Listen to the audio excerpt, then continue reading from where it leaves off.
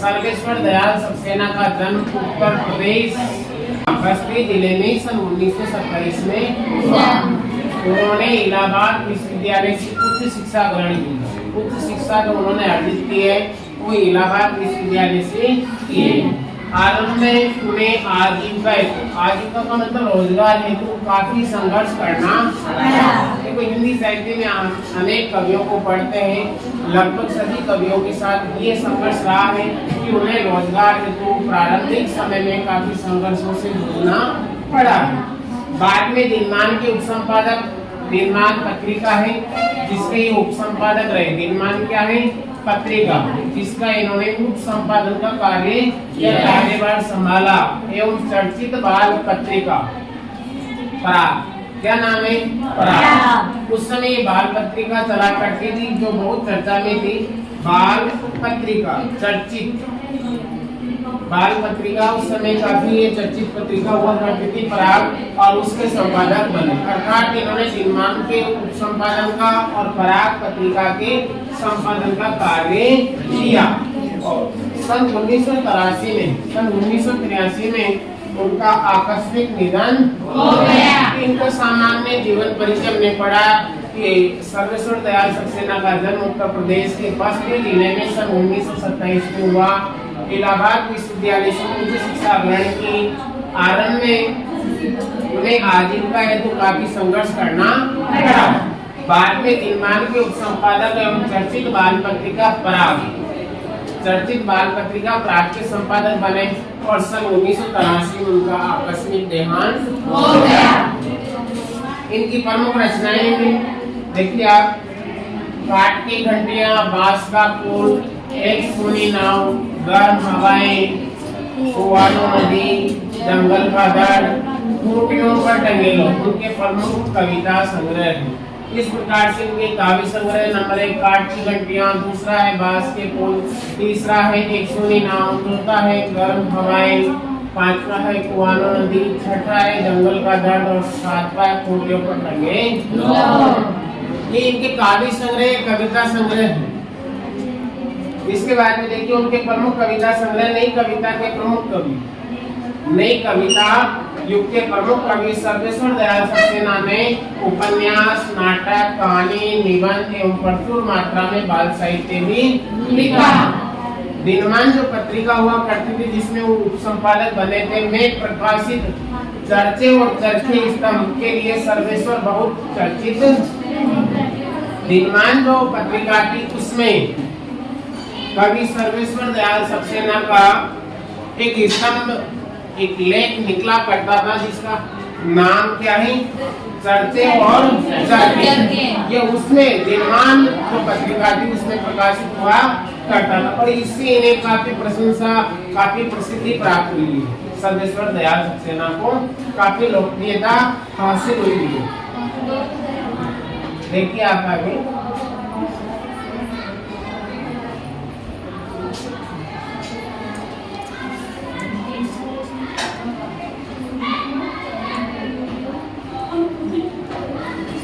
उन्हें साहित्य अकादमी पुरस्कार से भी सम्मानित किया गया।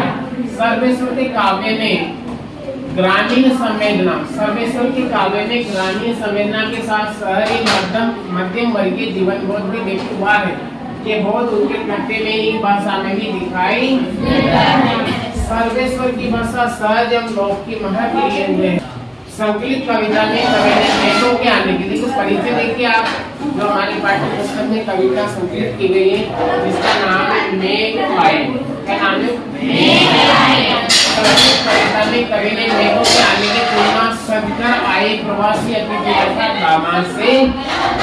सज जो दामाद अपने ससुराल में जाता है या आता है, इसी प्रकार से कवि सर्वेश्वर दयाल सक्सेना ने मेघ आए कविता में मेघों के बादलों के आने की तुलना सज धज कर आए अतिथि रूपी दामाद से की है। ग्रामीण संस्कृति में दामाद के आने पर उल्लास का जो वातावरण बनता है, मेघों के आने का सजीव वर्णन करते हुए कवि ने उसी उल्लास को, जो गांव की संस्कृति है, जो ग्रामीण जीवन है, उसमें एक अतिथि, और अतिथि में भी कौन? दामाद और दामादी जब आते हैं तो बड़ी प्रसन्नता का विषय होता है, बड़ी प्रसन्नता का समय होता है। लिखा हुआ है ग्रामीण संस्कृति में दामाद के आने पर उल्लास का जो वातावरण बनता है, उससे कवि सर्वेश्वर दयाल सक्सेना ने इस कविता में चित्रित किया है। पहले तो एक दामाद जब गांव में प्रवेश करता था तो 8 दिन तक तो अपने मुकाम पे ससुराल में नहीं पहुंचता था। गांव के बाहर वाले रोकते थे, जीजाजी आप हमारे यहाँ रुकेंगे। दूसरे दिन पड़ोसी के जीजाजी वहाँ रुके, हमारे यहाँ रुकेंगे यार। जीजाजी को 15 दिन लग जाता था अपने घर, अपने ससुराल घर में पहुंचने। ये स्थिति थी।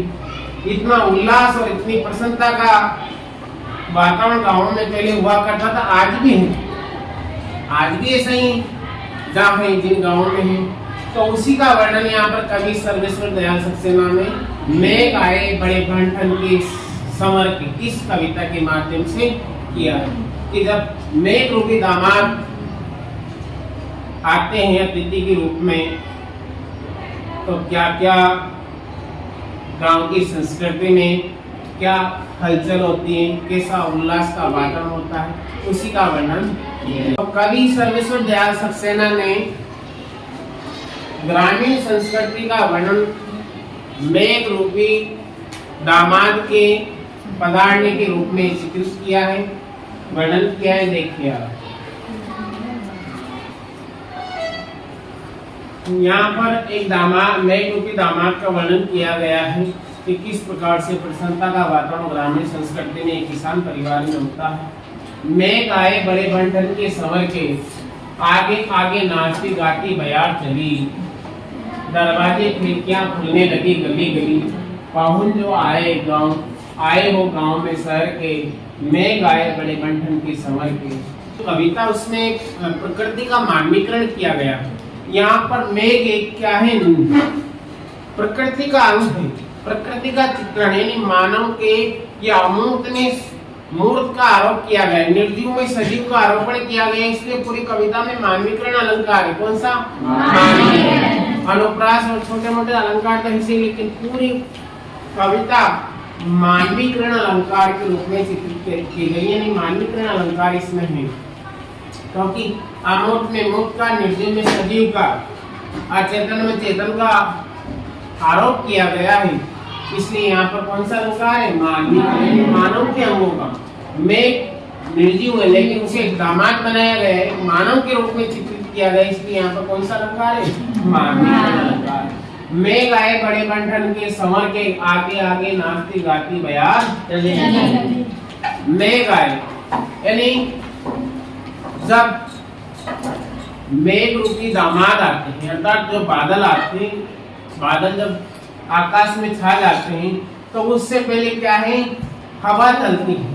क्या चलती है? बादलों के आने की सूचना किससे मिल जाती है? हवा से मिल जाती है कि अब बारिश होने वाली है, आकाश में बादल यानी बादलों के आने से पहले हवा प्रारंभ हो जाए। उसी प्रकार से मेघ आए बड़े बंठन के संवर, उसी प्रकार से शहर के दामाद रूपी जो है, दामाद रूपी जो अतिथि हैं, वो क्या है? बड़े सज धज संवर कर गांव में पधार रहे और उसकी सूचना आगे आगे नाचती गाती बयार चली। यहाँ बयार से मतलब उसकी सूचना में किससे मिली? जिस प्रकार से बादलों के, मेघों के आने की सूचना हवा से लग जाती है, उसी प्रकार से मेघ रूपी दामाद के गांव में पधारने की सूचना दरवाजे खिड़कियां खुलने लगी गली। जब मेघ आते हैं इसकी सूचना हवा के माध्यम से गलियारे में तेज हवा चलती है और हवा के साथ क्या है? धूल मिट्टी उड़कर उड़ जाती है। और जैसे ही हवा चलती है तो क्या है? खिड़कियां खुलती है, लगती बात खड़खड़ खड़खड़। हवा चलती है तो आवाज आती नहीं आती? हाँ।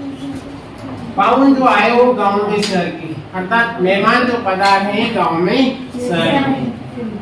मेघ आए बड़े बंठन के संवर, अर्थात मेघ रूपी दामाद बड़े सज धज कर पदार्थ के आकाश में छा गए। प्रकृति मेघ रूपी दामाद का वर्णन एक दामाद से किया गया है कि जिस प्रकार से बादल वर्षा करने आते हैं, किसानों को प्रफुल्लता होती है, उसी प्रकार से जो गाँव का परिवार है जब उसके मेहमान पधारते तो उससे भी वैसी प्रसन्नता होती। मेघ रूपी दामाद आते हैं तो गांव का वातावरण कैसा होता है? पेड़ झुक झांकने लगे, गर्दन उचकाए, क्योंकि उससे पहले हवा चलती है और उससे मेघों के आने की सूचना मिल जाती है।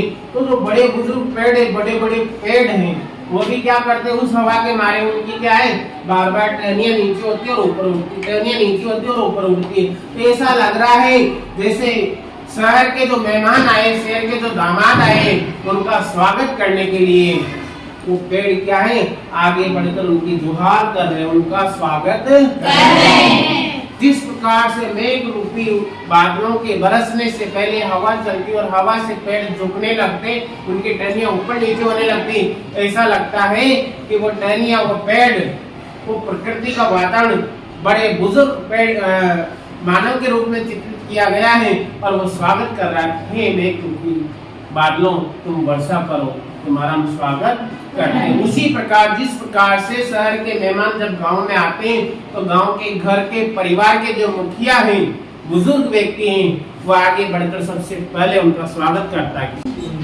हवा का सहारा पाकर गलियारे में उड़ी जा रही है, उड़ी जा रही है। सब लोग क्या है, दरवाजा खिड़कियां लगा रहे हैं, कोई खोल रहे, इतना क्या होगा, है ना, आंधी कैसी, धूल भागी घरा घरा उठाए, बाकी चितवन उठा, नदी ठिठकी, घूंघट सरकी,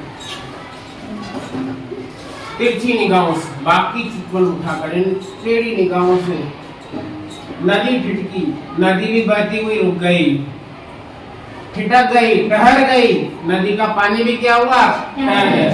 और टेढ़ी निगाह से, तिरछी निगाहों से घूंघट सरकाकर, अपना पल्लू सरकाकर देखती कि देखिए कहाँ के मेहमान आए। यानी गांव की बुजुर्ग महिलाएं भी क्या है, जो बड़ा सम्मान करती है दामाद का, वह भी एक बार कोने में जाके वो देख टेढ़ी निगाहों से देखती कि नहीं देखती। हाँ, उसी प्रकार यहाँ पर नदी भी क्या है, जब मेघ रूपी दामाद बरसने वाले हैं तो नदी भी ठहर कर सहम जाती है और घूंघट सरका के देख रही है। बड़े दिनों बाद सुधरी है, मेघ आए बड़े बंधन के समझ, मेघ बड़े सज कर गांव में पधार गए। बूढ़े पीपल ने आगे बढ़कर दुआर की, बूढ़े हाँ,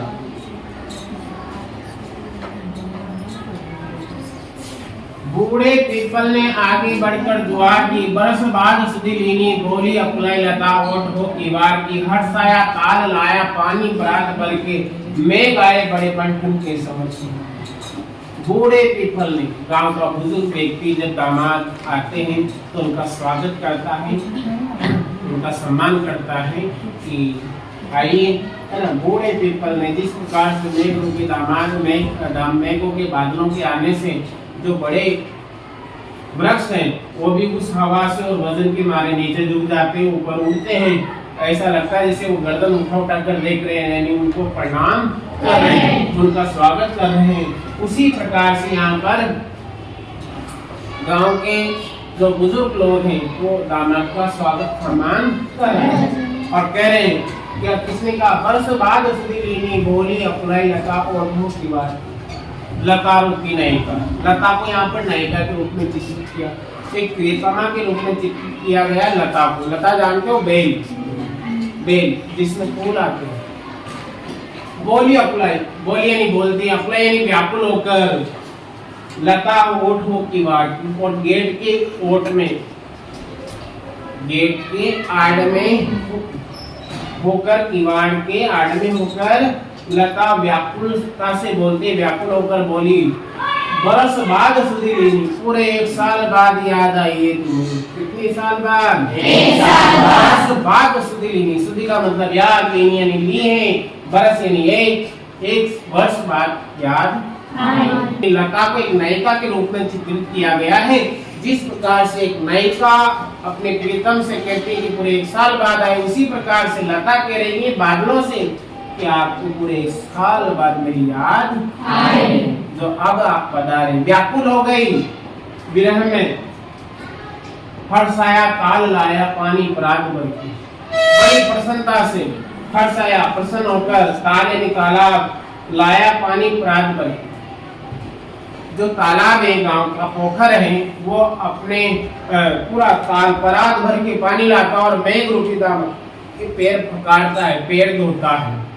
जिस प्रकार से दामाद पधारता है तो उसके पैर धोए जाते हैं, स्नान किया जाता है, उसी प्रकार से मेघों के आने पर जो तालाब रूपी जो तालाब है वो पराग भर के पानी लाता और मेघ रूपी दामाद के पैर पखाड़ता है। मेघ आए बड़े बंधन के समर्थी। मेघ रूपी दामाद बड़े श्रद्धा कर गांव में आए। क्षितिज अटारी गहराई दामिनी दमकी। क्षितिज पर जहाँ पर धरती और आकाश मिलती हुई प्रतीत होती है वहाँ पर क्या क्षितिज अटारी गहराई दामिनी दमकी। क्षितिज अटारी गहराई दामिनी दमकी। समा करो गांठ खुल गई अब बरम की। बांध टूटा झरझर मिलन के अश्रु नर के। मेघ आए बड़े बंटन के समझ। यानी अटारी पर जहाँ धरती और आकाश मिलते हुए प्रतीत होते हैं उस स्थान पर क्या है बिजलियां कड़कड़ाने लगी। दामिनी दमकी बिजलियां चमकने लगी। जब बादल वर्षा करते हैं उससे पहले क्या है बिजलियां कड़कड़ाती बिजलियां चमकती हैं। उसी प्रकार से बिजलियां चमकने लगी। समा करो गांठ खुल गई अब भरम की।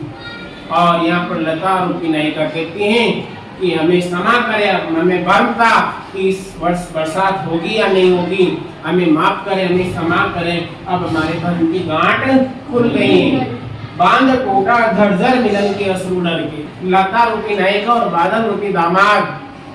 लता रूपी नायिका को भ्रम था कि इस साल वर्षा होगी कि नहीं होगी, लेकिन जैसे बिजलियां दबकने लगी अटारी पर उसे विश्वास हो गया कि नहीं अब बरसात होगी। और उस धीरे धीरे बरसात घनघोर बरसात होने लगी और उसका जो भ्रम था वो टूट गया। मेघ आए बड़े मंडन के समय। इस प्रकार से दामाद मेघ रूपी दामाद गांव में पधार गए और घनघोर वर्षा होने लगी। यहाँ पर बादलों को दामाद के रूप में चित्रित किया गया। किसके रूप में?